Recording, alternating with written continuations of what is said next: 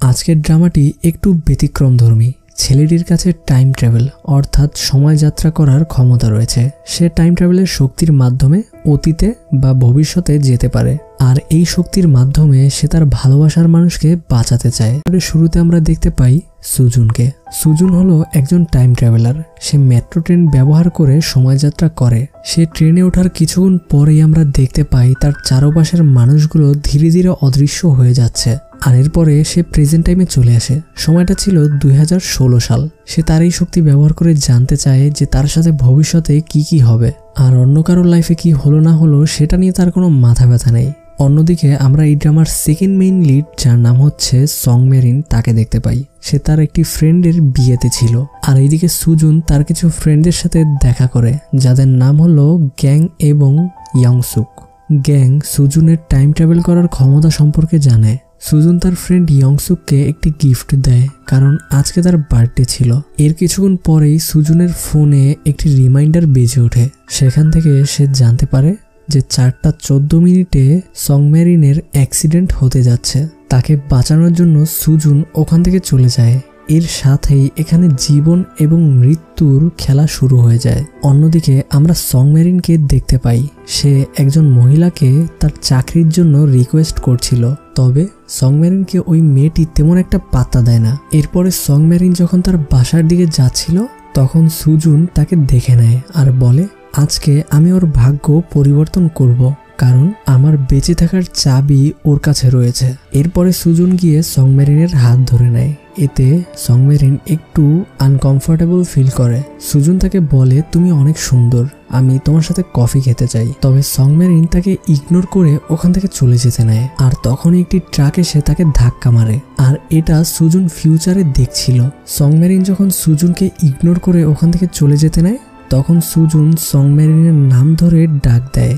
এ কারণে song marine ওখানে দাঁড়িয়ে যায় আর তাকে জিজ্ঞাসা করে যে সে তার নাম কি করে জানলো। তখন সুজুন বিভিন্ন বাহানা বানাতে শুরু করে, আর এই জন্য সং মেরিন ওখান থেকে চলে যেতে নেয়। ঠিক তখনই সং মেরিনকে একটি গাড়ি ধাক্কা মারতে নেয়, আর ঠিক সেই মুহূর্তে সুজুন তাকে বাঁচিয়ে নেয়। তবে সং মেরিন তার হাতটি ছাড়িয়ে ওখান থেকে আবার এগিয়ে যায়। তখন সুজুনের ফোনে 4:14 হচ্ছিল, আর ওই রিমাইন্ডারটি আবার বাজছিল। সুজুন সামনে তাকিয়ে দেখতে পায় যে একটি গাড়ি সং মেরিনকে ধাক্কা দিয়েছে। তবে ভালো বিষয় হচ্ছে এতে সং মেরিন মারা যায় না, সে কেবল অজ্ঞান হয়ে যায়। সুজুন তাকে হসপিটালে নিয়ে যাওয়ার পরে সে তার ফোন দেখছিল। সেখান থেকে সে জানতে পারে যে সং মেরিনের ড্রিঙ্ক করার অনেক শখ, আর ড্রিঙ্ক করার পরে মাতাল অবস্থায় তার বেশ কিছু ভিডিও সোশ্যাল মিডিয়ায় ভাইরাল হয়ে গিয়েছিল। এরপরে সং মেরিনের যখন জ্ঞান ফিরে আসে, তখন সুজুন তাকে বলে তাদের আবার দেখা হবে, কারণ তাদের ভাগ্যে এটা লেখা রয়েছে। আর নিজের খেয়াল রাখতে বলে সুজুন ওখান থেকে চলে যায়। এর বেশ কিছুক্ষণ পরেই ওখানে সং মেরিনের মা চলে আসে। সং মেরিন তার মায়ের সাথে ঝগড়া লাগিয়ে দেয়। আর এরপরে আমরা দেখতে পাই সুজুন তার ডায়েরিতে লিখছিল যে যখন থেকে আমি টাইম ট্রাভেল করছি, এই প্রথমবার আমার সং মেরিনের সাথে সামনাসামনি দেখা হলো, আর আজকে আমি ওর জীবন বাঁচিয়েছি। এইদিকে আমরা দেখতে পাই সং মেরিন তার ফ্রেন্ডের সাথে যখন কথা বলে, তখন সে ওই ফটোগ্রাফার মেয়েটির কাছে তার চাকরি নিয়ে একটু সুপারিশ করতে বলে। আর এইদিকে আমরা সং মেরিনের ফ্রেন্ডের হাজব্যান্ডকে দেখতে পাই, যার নাম হলো কিম। সে সুজুনের কোম্পানিতে ডাইরেক্টরের পোস্টে রয়েছে, আর সুজুন হলো ওই কোম্পানির চেয়ারম্যান। এরপরে আমরা দেখতে পাই কিম একটি প্রেজেন্টেশন দিচ্ছিল, যেখানে তার একটি জমি কেনার ব্যাপারে কথা বলছিল। যদিও জমিটি খুব ভালো ছিল, তবে সুজুন সেটা মানা করে দেয়, বরং ওই জমির পরিবর্তে অন্য একটি জমি কেনার কথা বলে। প্রেজেন্টেশন শেষ হওয়ার পরে কিম সুজুনের সেক্রেটারিকে জিজ্ঞাসা করে, আমি শুনেছি আমাদের চেয়ারম্যান নাকি এতিম এবং তার জন্ম নিয়ে কিছু সিক্রেট রয়েছে। এরপরে আমরা দেখতে পাই সং মেরিন যখন ওই স্টুডিওতে যায়, তখন সে জানতে পারে যে তার অ্যাসিস্ট্যান্টের জবের জন্য তাকে ডাকা হয়নি, তাকে একাডেমিতে ট্রেনিং এর জন্য ডাকা হয়েছে। আর ওই মেয়ে ফটোগ্রাফারটি সং মেরিনকে অনেক অপমান করে। দুঃখে এবং কষ্ট ভরা মন নিয়ে সং মেরিন যখন ট্রেনে করে বাসায় ফিরছিল, তখন সে বলে যে 7 বছর আগে আমার পুনর্জন্ম হয়েছিল, কারণ 7 বছর আগে সে যখন ট্রেনে করে বাসায় ফিরছিল তখন একজন লোক তার একটি ছবি ক্লিক করে নেয়, আর ওই লোকটির পিছু করার জন্য সংমেরিন অন্য একটি স্টেশনে নেমে যায়। ওই স্টেশনে নেমে যাওয়ার কিছুক্ষণ পরেই সে যেই ট্রেনটিতে করে যাচ্ছিল সেই ট্রেনটি ব্লাস্ট হয়ে যায় এবং ট্রেনে থাকা সকলেই মারা যায়। তবে সংমেরিন ওই যাত্রায় বেঁচে গিয়েছিল। স্টোরি প্রেজেন্টে আসে আর আমরা দেখতে পাই সুজুনও ওই ট্রেনের মধ্যে চলে আসে। তখন সে সংমেরিনকে বলে, দেখলে তো, আমি বলেছিলাম না আমাদের ভাগ্যে লেখা রয়েছে যে আমাদের আবার দেখা হবে। এরপরে সুজুন সংমেরিনকে খাবার খাওয়ার জন্য অফার করে, তবে সংমেরিন এতে রাজি হয় না এবং ওখান থেকে চলে যাচ্ছিল। তবে সুজুন যখন তাকে বিয়ারের অফার করে তখন সে হুড় করে চলে আসে। এরপরে আমরা দেখতে পাই সংমেরিন অনেক বেশি পরিমাণে ড্রিঙ্ক করে নেয় এবং সে উল্টোপাল্টা আচরণ করছিল। তারপরে সুজুন সংমেরিনকে একটি গাড়িতে করে নিয়ে যাচ্ছিল এবং তাদের মৃত্যুর ব্যাপারে ভাবতে থাকে। সময়টা ছিল 25 মার্চ 2019। তাদের দুজনের একসাথে অ্যাক্সিডেন্ট হয় আর সুজুন সেখানে সংমেরিন এবং তার নিজের লাশ দেখতে পায়। তখনই ওখানে একটি লোক চলে আসে আর সুজুনকে বলে, তোমাকে এখনই অতীতে ফিরে যেতে হবে, না হয় 30 মিনিট পরেই তোমার এই ভার্জনও মারা যাবে। এরপরে তারা যখন মেট্রো স্টেশনে যায় তখন সুজুন ওই লোকটির কাছ থেকে জানতে পারে সংমেরিন এবং সুজুনের মৃত্যু একসাথেই হবে 25 মার্চ 2019 সালের 9:15। এরপরে সিন প্রেজেন্টে আসে, যেখানে আমরা দেখতে পাই সংমেরিনের ঘুম ভেঙে যায়, তবে তার মাতাল ভাব এখনো কাটেনি। সে যখন বাইরে যায় তখন আমরা ওখানে সুজুনকে দেখতে পাই। সুজুনের সাথে ওই লোকটিই ছিল। এই লোকটিকে সেটা আমরা না হয় সামনেই জানতে পারবো। সুজুন গিয়ে সংমেরিনকে একটি ছাতা দেয়, তবে সংমেরিন এটা দেখে বলে, আমি ওয়েদার চেক করেছি, আজকে তো বৃষ্টি হওয়ার কথা না। তবে সুজুন তাকে বলে যে তুমি ছাতাটি তোমার সাথে রাখো, কাজে দিবে। তখন সংমেরিন আগের রাতের জন্য সরি বলে, তবে সুজুন বলে যে এগুলো হয়ে যায়, ব্যাপার না। এরপরে আমরা দেখতে পাই সংমেরিন তার ফ্রেন্ডের ফটো ক্লিক করছিল আর ঠিক তখনই বৃষ্টি শুরু হয়ে যায়। এরপরে আমরা ক্যাংকে দেখতে পাই যে বৃষ্টিতে ভিজে বাসায় এসেছিল। তখন সুজুন তাকে বলে যে সে ভবিষ্যতে টাইম ট্রাভেল করতে যাচ্ছে। এরপরে আমরা দেখতে পাই সুজুন টাইম ট্রাভেল করে 3 মাস সামনে যায় আর সেখানে গিয়ে সে যখন নিজের বাসায় ঢোকে তখন সে দেখতে পায় তার দেওয়ালের চারপাশে সংমেরিনের সাথে তার বিয়ের ছবি লাগানো। তখনই সংমেরিনও ওখানে চলে আসে আর সুজুন তাকে দেখে একটু অবাক হয়ে যায়। তবে সংমেরিনের কাছে তো সবকিছু নর্মালি ছিল। তো সংমেরিন সুজুনকে বলে যে আমরা তো কেবলই বিয়ে করেছি আর এখন থেকেই তুমি তাড়াতাড়ি বাসায় ফিরে আসছো, তোমার দ্বারা তো মনে হয় কন্ট্রোলই হয় না। আর সংমেরিনের মুখে এসব কথা শুনে সুজুন হা করে তাকিয়ে থাকে।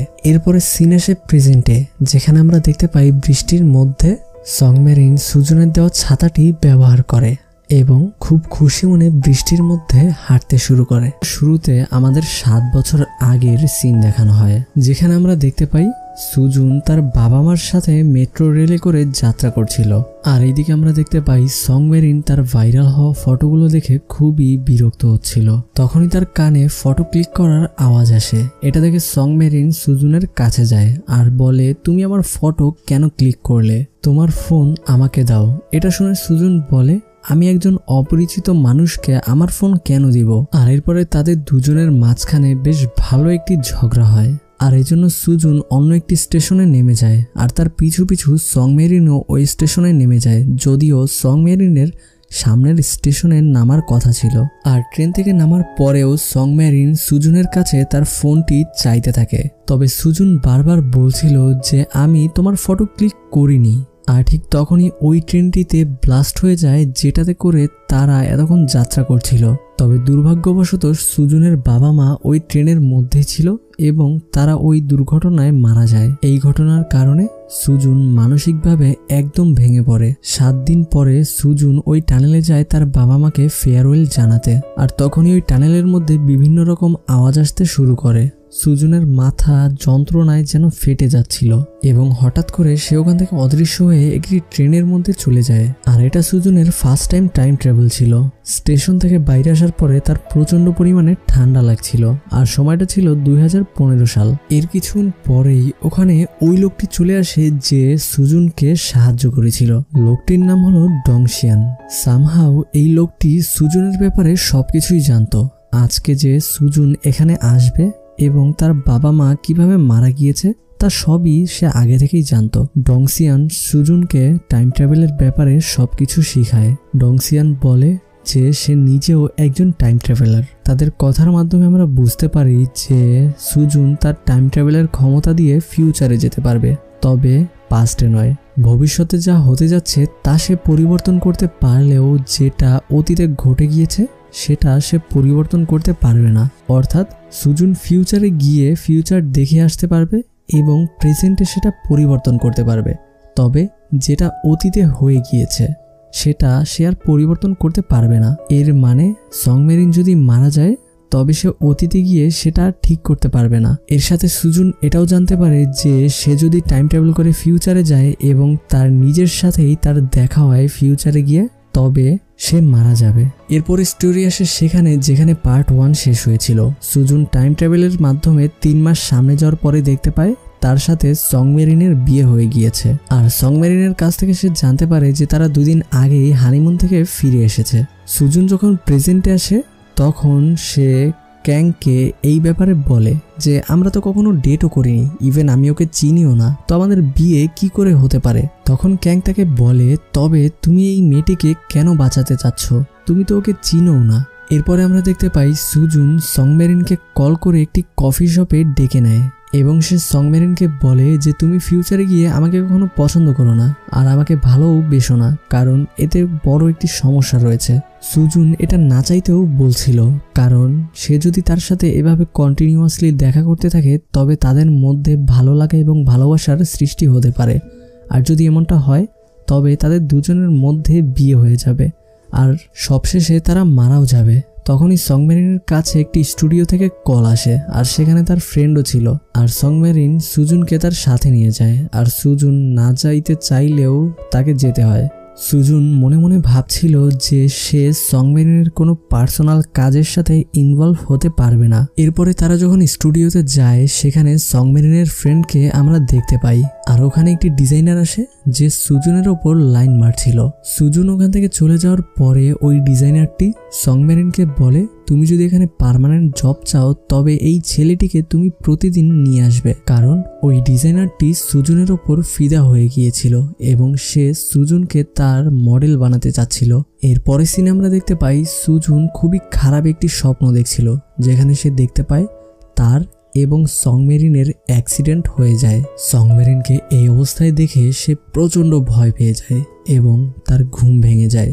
সে তার স্বপ্নে এমন ভয়াবহ একটি দৃশ্য দেখছিল যেটা এখনো তার সাথে ঘটেনি। এরপরে সিনে আমরা দেখতে পাই সংমেরিন সুজুনকে একটি মেসেজ করে ক্যাফেতে আসতে বলে, কিন্তু সুজুন তার মেসেজটি ইগনোর করে দেয় এবং তার অফিসের কাজে চলে যায়, কারণ সে সংমেরিনের লাইফের কোনো কিছুর সাথে ইনভলভ হতে চাচ্ছিল না। আর এইদিকে আমরা দেখতে পাই সংমেরিন ক্যাফেতে বসে রিহার্সাল করছিল যে সে কিভাবে সুজুনকে মডেলিং করার জন্য রাজি করাবে। এটা দেখে তার আশেপাশের মানুষগুলো হাসতে শুরু করে আর তখনই তার নতুন একটি আর্টিকেল ভাইরাল হয়ে যায় যেখানে সে ড্রাঙ্ক অবস্থায় ছিল। আর এটা দেখে আশেপাশের মানুষ হাসতে শুরু করে। সংমেরিন তখন রিপোর্টারকে কল করে তার উপর চিল্লাপাল্লা করতে থাকে। এইদিকে আমরা দেখতে পাই ক্যাংও ওই আর্টিকেলটি দেখেছিল যেটা থেকে সে হাসতে থাকে আর এজন্য সুজুনের খুব খারাপ লাগে। সে খুবই গিল্টি ফিল করছিল। তার মনে হচ্ছিল যে সে যদি এখন ক্যাফেতে চলে যেত তবে হয়তো এমন কিছুই হতো না। আর এরপরে আমরা দেখতে পাই সংমেরিন সুজুনকে কল করে, তখন সে ড্রিঙ্ক করছিল। সে ড্রাঙ্ক অবস্থায় অনেক উল্টোপাল্টা কথা বলছিল, তবে সুজুন সেগুলোর কিছুই বুঝতে পারছিল না। সবশেষে সংমেরিন সুজুনকে বলে আমাকে বাসায় পৌঁছে দিবে প্লিজ। আর এটা বলে সংমেরিন কলটি কেটে দেয়। এরপরে সুজুন টাইম ট্রাভেলার ডোসিং এর বাসায় যায়। সেখানে আমরা দেখতে পাই ডোসিং এর ঘরে অনেকগুলো ক্যালেন্ডার টানানো রয়েছে এবং সেখানে বেশ কিছু ডেট মার্ক করা রয়েছে। সুজুন তার দরজায় কাড়া নাড়ে, তবে ডোসিং দরজাটি খোলে না। এজন্য সুজুন সেখানে একটি নোট রেখে যায় এবং তাকে কন্ট্যাক্ট করতে বলে। আর সুজুন চলে যাওয়ার পরে আমরা দেখতে পাই ডোসিং তার ভয়েস রেকর্ড করছিল এবং বলছিল যে 13 জুন 2016 সালের রাত 9টা বাজে সুজুন আমার বাসায় এসেছিল। এরপরে সুজুনের সাথে সংমেরিনের রাস্তায় দেখা হয়, সেখানে তাদের মধ্যে বেশ কিছুক্ষণ কথা হয়। এরপরে সংমেরিন সুজুনকে বলে, আসলে আমি তোমাকে আমায় বাসায় নেওয়ার জন্য আসতে বলিনি, আমি তোমায় মডেলিং করতে রাজি করানোর জন্য আসতে বলেছিলাম। তুমি যদি মডেলিং করো তবে আমার চাকরিটি হয়ে যাবে। তারা রাস্তায় হাঁটছিল এবং কথা বলছিল, আর ঠিক সেই মুহূর্তে সংমেরিনের মা ওখানে চলে আসে এবং সুজুনের সাথে একটু খারাপ ব্যবহার করে। বাসায় যাওয়ার পরে সংমেরিনের মা সংমেরিনকে বলে, আমি তোমার জন্য একটি ডেট ফিক্স করেছি রিপোর্টারের সাথে। তবে সংমেরিন বলে সে ওই রিপোর্টারের সাথে কখনোই ডেটে যাবে না এবং এরপরে সে কান্না করতে শুরু করে। আর বাইরে থেকে সুজুন এসব কিছু শুনে নেয়। এর পরের দিন সংমেরিন খুব খুশি হয়ে স্টুডিওর দিকে যাচ্ছিল, কারণ স্টুডিওর ডিজাইনার তাকে কল করে বলেছে যে সুজুন স্টুডিওতে এসেছে। আর ডিজাইনারটিও সংমেরিনের ওপর ইমপ্রেস ছিল। এরপরে তারা তাদের ফটোশ্যুট শুরু করে এবং সংমেরিন সুজুনকে তার ফটোর পজ শিখিয়ে দিয়েছিল। তাদের ফটোশ্যুট শেষ হওয়ার পরে সুজুন এবং সংমেরিন যখন বাইরে যায় তখন সংমেরিন সুজুনকে বলে, প্রথমবারেই তুমি অনেক ভালো করেছো আর আশা করি সামনে আরো ভালো করবে। তবে সুজুন তাকে বলে, এটাই লাস্ট বার যখন আমি তোমায় হেল্প করছি, এরপর থেকে আমি তোমার সাথে আর কখনো দেখা করব না। এটা শুনে সংমেরিন অনেক বেশি ইমোশনাল হয়ে যায় এবং সুজুনের কাছে তার নাম জানতে চায়, কারণ সে এখনো সুজুনের নাম জানে না। তবে সুজুন তাকে তার নাম না বলেই ওখান থেকে চলে যায়। এরপরের সিনে আমরা সুজুন এবং ডোসিংকে একসাথে কথা বলতে দেখি। সেখানে সুজুন বলে যে আমি যদি সংমেরিনের সাথে দেখা করা বন্ধ করে দেই তবে আমার ফিউচার পরিবর্তন হয়ে যাবে। তবে ডোসিং বলে, তুমি তোমার ফিউচার পরিবর্তন করতে পারবে না, তোমাদের দুজনের একসাথেই মৃত্যু হবে, কারণ এটাই তোমাদের ভাগ্যে লেখা রয়েছে। এটা শুনে সুজুন একটু রেগে যায়। আর অন্যদিকে আমরা দেখতে পাই সংমেরিন ওই রিপোর্টারের সাথে একটি ডেটে গিয়েছে আর সেখানে তাদের দুজনের মাঝখানে একটু আন্ডারস্ট্যান্ডিং হয়ে যায়। এরপরে আমরা ক্যাংকে দেখতে পাই যে সুজুনকে ডাইরেক্টর কিম এবং কুংসুকের বিয়েতে নিয়ে যাওয়ার জন্য মানাচ্ছিল। তবে সুজুন সেখানে এজন্য যেতে চাচ্ছিল না, কারণ সেখানে সংমেরিনও থাকবে। অন্যদিকে আমরা কুংসুককে দেখতে পাই যে কান্না করছিল। আর তখনই ভুলবশত সংমেরিনের হাতের থেকে কুংসুকের ড্রেসের ওপর কফি পড়ে যায়। তখন সংমেরিন ওই ড্রেসটি পরিষ্কার করার জন্য দৌড়ে ওখান থেকে যেতে থাকে। তবে মাঝ রাস্তায় সে স্লিপ খেয়ে পড়ে যায়। তখন কিডুং তাকে দাঁড়াতে হেল্প করে। তখনই ওখানে সুজুন চলে আসে এবং তারা দুজন একে অপরকে দেখছিল। ডাইরেক্টর কিমের মাধ্যমে সংমেরিন জানতে পারে যে সুজুন অনেক বড় একটি রিয়েল এস্টেট কোম্পানির সিইও। এরপরে তাদের বিয়েটি হয়ে যায়। আর এদিকে আমরা দেখতে পাই সুজুন ফিউচারে যাওয়ার জন্য ট্রেন স্টেশনে গিয়েছিল। আর এইদিকে আমরা দেখতে পাই সংমেরিনের কাছে ওই রিপোর্টারটি আসে এবং তাকে বলে যে সে সংমেরিনের একটি ইন্টারভিউ নিতে চায়, কারণ মানুষের সামনে তার যে ইমেজ খারাপ হয়েছে সেটা সে ঠিক করে দিবে। এইদিকে আমরা দেখতে পাই সুজুন যখন টাইম ট্রাভেল করে ফিউচারে গিয়েছিল তখন সেখানে বরফ পড়ছিল এবং সে যখন ল্যাপটপ ওপেন করে সংমেরিনের নাম টাইপ করে তখন সে সেখানে একটি ইন্টারভিউ দেখতে পায় যেটা সংমেরিন অতীতে দিয়েছিল। সংমেরিন ওই ইন্টারভিউটিতে বলে যে 2009 সালে যখন একটি রেল দুর্ঘটনা ঘটে ওই দুর্ঘটনার মধ্যে আমি বেঁচে থাকা একজন। সে ওই ইন্টারভিউটিতে বলে যে কিভাবে সে একজন অপরিচিত ব্যক্তির পিছু করতে গিয়ে ট্রেন থেকে নেমে যায়। আর এটা দেখে সিয়ং এর মনে পড়ে যে কিভাবে 7 বছর আগে সংমেরিনই তার জীবন বাঁচিয়েছিল। আর সুজুন যখন ফিউচার থেকে প্রেজেন্টে ফিরে যাচ্ছিল তখন সে ভাবছিল যে ওই দিন রাতে আমরা দুজন কোনো একটা চমৎকারের কারণেই বেঁচে গিয়েছিলাম, আর যদি মরতে হয় তবে দুজন একসাথেই মরবো। এইদিকে আমরা দেখতে পাই সংমেরিন এবং ওই রিপোর্টার একসাথে কথা বলছিল। তখনই সুজুন ওখানে চলে আসে এবং সংমেরিনকে ওখান থেকে নিয়ে যায়। তখন সংমেরিন বলে, তুমি এখানে কেন এসেছো? তুমি তো আমার সাথে দেখা করবে বলেও মানা করে দিয়েছিলে। তখনই সুজুনের ওই মুহূর্তের কথা মনে পড়ে যখন সংমেরিন তার কাছে তার নাম জিজ্ঞাসা করেছিল। সুজুন খুব বেশি ইমোশনাল হয়ে যায় এবং সংমেরিনকে তার নাম বলে। এর সাথেই সে তাকে জিজ্ঞাসা করে তোমার নাম কি। তাকে ইন্টারভিউতে বলা ছেলেটির ব্যাপারে জিজ্ঞাসা করে যে ওই ছেলেটিও কি ওই দিন দুর্ঘটনায় বেঁচে গিয়েছিল কিনা। তবে সং মেরিন তাকে উল্টো প্রশ্ন করে বসে এবং জিজ্ঞাসা করে যে এই ব্যাপারে তুমি কি করে জানলে, কারণ আমি এই ইন্টারভিউটি কিছুক্ষণ আগেই দিয়েছি আর ইন্টারভিউটি এখনো পাবলিশ হয়নি। তবে সুজুনও তাকে কোনো উত্তর দেয় না, উল্টো সে প্রশ্ন করতে থাকে যে ওই দিন তুমি যখন ট্রেন থেকে নেমে গিয়েছিলে এটা কি তোমার আগে থেকেই প্ল্যান ছিল নাকি কোনো কোইন্সিডেন্স। আর সুজনের বারবার জিজ্ঞাসা করায় সং মেরিন প্রচণ্ড রেগে যায় এবং বলে যে ওটা একটি কোইন্সিডেন্স ছিল আর যার কারণে এখন আমি বেঁচে রয়েছি। এই কথা শুনে সুজুন একটু হেসে দেয় আর বলে এখন থেকে তোমার সাথে আমার বারবার দেখা হবে। এরপরে সিন আমরা দেখতে পাই সুজুন ইন্টারনেটে মেট্রো রেল দুর্ঘটনার ব্যাপারে দেখছিল। সেখান থেকে সে দেখতে পায় যে ওই দুর্ঘটনাটি 2009 সালে হয়েছিল, যেখানে সে এবং সং মেরিন বেঁচে গিয়েছিল আর তারা দুজন আবার 2019 সালে একসাথেই মারা যাবে। আর এখানে 10 বছরের একটি গ্যাপ রয়েছে। আর তখন সুজুন ভাবতে থাকে যে এই ব্যাপারে সে আগে কেন ভাবেনি, আর হয়তো ফিউচারের সুজুন এই ব্যাপারে সবকিছুই জানে। এই ব্যাপারে ফিউচারের সুজুনের সাথে কথা বলার জন্য সে টাইম ট্রাভেল করে ফিউচারে চলে যায় এবং দরজায় লেগে থাকা ক্যামেরার মাধ্যমে তারা দুজন একে অপরের সাথে কথা বলে। সেখানে প্রেজেন্টে থাকা সুজুন ফিউচারের সুজুনের কাছ থেকে জানতে চায়। তবে ফিউচারের সুজুন প্রেজেন্টের সুজুনকে বলে যে আমি যদি তোমায় বলেও দেই তবে তুমি তোমার লাইফে কি এমন চেঞ্জ করে ফেলবে, আমাদের ভাগ্যে যেটা লেখা রয়েছে সেটা তুমি চাইলেও কখনোই পরিবর্তন করতে পারবে না। তখন প্রেজেন্টের সুজুনের সাথে ফিউচারের সুজুনের একটু কথা কাটাকাটি হয়। এরপরে আমরা প্রেজেন্টের সিন দেখতে পাই যেখানে সং মেরিন তার কাজে ছিল আর আর্টিকেলটি পাবলিশ হওয়ার পরে তার ব্যাপারে সবাই জেনে যায় এবং তার বস তাকে চমৎকারী মেয়ে বলতে থাকে। তবে তখনই ওখানে পুলিশ চলে আসে এবং তাদের সকল কাপড়গুলো জব্দ করে নেয়, কারণ সং মেরিনের বস ওই কাপড়ের ডিজাইনগুলো অন্য কোথাও থেকে চুরি করেছিল। আর এদিকে আমরা দেখতে পাই সুজুনের কাছেও পুলিশ স্টেশন থেকে কল আসে। এরপরে সিনে আমরা দেখতে পাই ক্যাং তার সাথে একটি লয়ার নিয়ে আসে সুজুনের জন্য।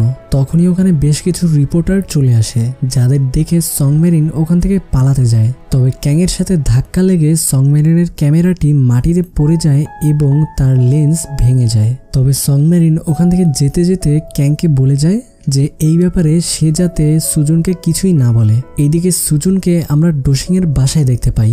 তবে ডোসিং কোনো মতেই সুজুনকে তার ঘরে ঢুকতে দিচ্ছিল না। এরপরে ডোসিং সুজুনকে নিয়ে একটি জায়গায় গিয়ে বসে।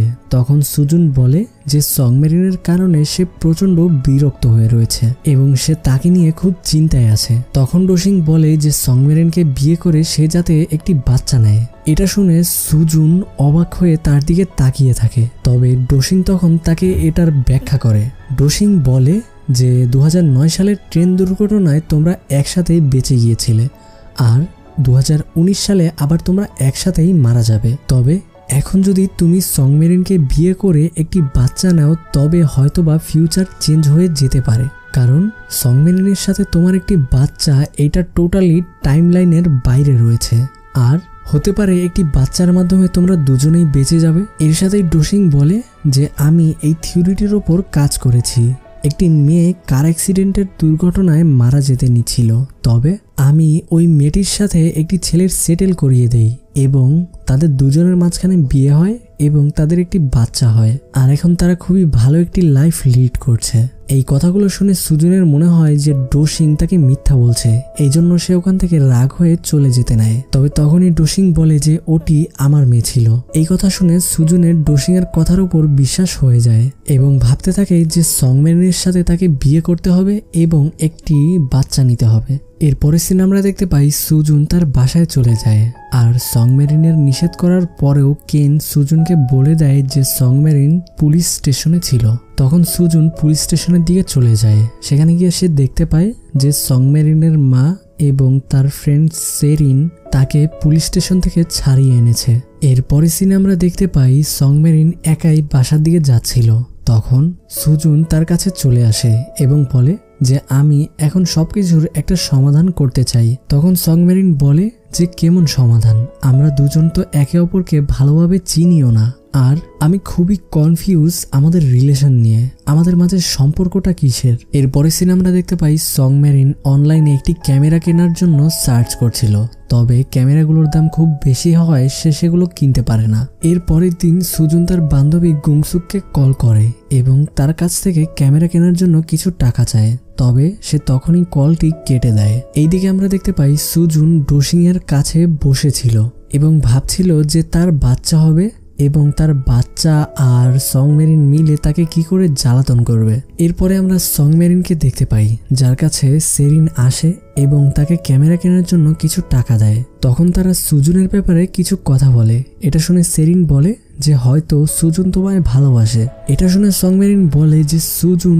আমার মতো একটি পাগল মেয়েকে কেন ভালোবাসতে যাবে, এটা কখনোই সম্ভব নয়। তখনই ওখানে সুজুনের কল চলে আসে, তবে সং মেরিন সুজুনের কলটি রিসিভ করে না আর ওখান থেকে চলে যায়। তবে সেরিন তার কলটি উঠিয়ে নেয় এবং সুজুনকে একটি অ্যাড্রেস দিয়ে ওখানে দেখা করার কথা বলে। ওই অ্যাড্রেসে যাওয়ার পর সুজুন সং মেরিনকে কিছু বাচ্চাদের সাথে দেখতে পায়। এরপরে সিন আমরা তাদের দুজনকে একটি রেস্টুরেন্টে দেখতে পাই। সেখানে খাওয়া দাওয়া শেষ হওয়ার পরে সং মেরিন সুজুনকে বিল পে করতে বলে ওখান থেকে চলে যেতে নেয়, আর ভুলবশত সুজুন সং মেরিনের পার্স ধরে টান দেয় এবং ওটা মাটিতে পড়ে যায়। আর ওই ব্যাগ থেকে সং মেরিনের অনেকগুলো ছবি পড়ে যায়, যেগুলো তারা দুজন তুলতে থাকে এবং সং মেরিনকে সুজুন জিজ্ঞাসা করে ওই দুর্ঘটনার ব্যাপারে। তখন সং মেরিন বলে যে আমি খুবই ভাগ্যবান যে আমি ওই দুর্ঘটনাটিতে বেঁচে গিয়েছিলাম। তো সুজুন তখন জিজ্ঞাসা করে যেই ছেলেটিও তোমার সাথে বেঁচে গিয়েছিল ওই ছেলেটির কি হয়েছে। এর উত্তরে সং মেরিন বলে যে সেটা তো আমি জানি না, তবে আমি ওই ছেলেটির সাথে দেখা করে কিছু কথা বলতে চাই।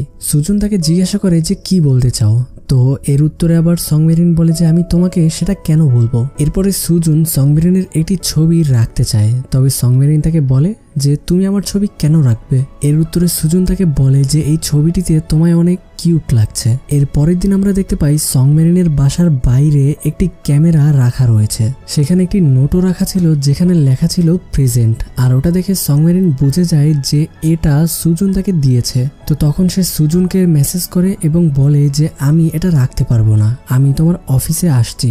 এরপরে আমরা দেখতে পাই সং মেরিন সুজুনের অফিসের বাইরে গিয়ে তার সাথে কথা বলে এবং তাকে গিফটটি রিটার্ন করে দেয়। আর এই জন্য সং মেরিন তার গাড়ির মধ্যে ওই ক্যামেরার ব্যাগটি রাখতে গিয়ে উল্টো তার ব্যাগটি ওখানে রেখে দেয়। আর যখন সে রিয়ালাইজ করে যে সে কি করেছে তখন সে সুজুনের গাড়ির পিছনে দৌড় দেয়, তবে ততক্ষণ অনেক দেরি হয়ে গিয়েছিল।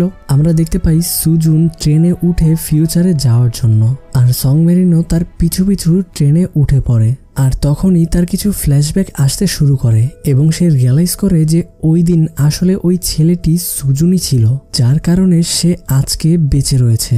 আর তখনই সং মেরিনের দিকে সুজুন তাকায় এবং সং মেরিন এটা বুঝতে পেরে তার ফেসটি লুকিয়ে নেয়। আর এরপরে সং মেরিন যখন সুজুনের দিকে তাকায় তখন সে সুজুনকে ওইখানে দেখতে পায় না। আর ট্রেন থেকে নামার পরে সং মেরিন সুজুনের জন্য অপেক্ষা করতে থাকে এবং সে ভাবতে থাকে যে সে আগে কেন এটা বুঝতে পারেনি। আর এইদিকে আমরা দেখতে পাই সুজুন টাইম ট্রাভেল করে যখন ফিউচারে চলে যায় তখন সময়টা ছিল 25 মার্চ 2019।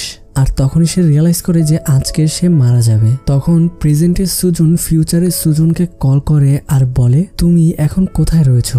ফিউচারের সুজুন উত্তরে বলে যে সে গাড়ি চালাচ্ছে। তখন প্রেজেন্টের সুজুন বলে যে তুমি জানো যে আজকে কি হতে যাচ্ছে, তাও তুমি ঘর থেকে কেন বেরিয়েছো।